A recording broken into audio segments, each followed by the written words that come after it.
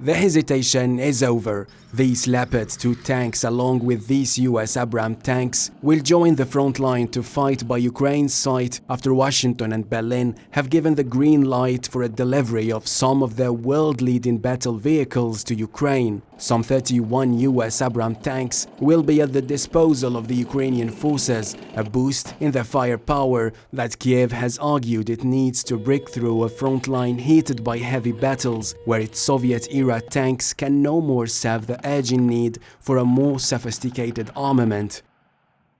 The Abrams tanks are the most capable tanks in the world. They're also extremely complex to operate and maintain. So we're also giving Ukraine the parts and equipment necessary to effectively sustain these tanks on the battlefield. And we'll begin to train the Ukrainian troops on these issues of sustainment, logistics, and maintenance as soon as possible.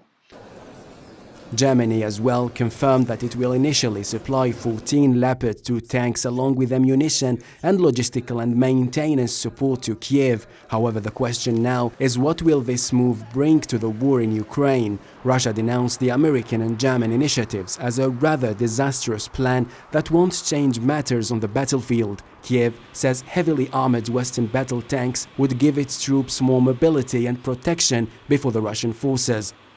In more general terms, what these kinds of weapon systems like the M1 tank, the Leopard 2, the Strikers, the Martyrs, it gives them an offensive mechanized armored punching force that can carry out offensive, create penetrations in the Russians' lines, and that also potentially can produce surprise and shock.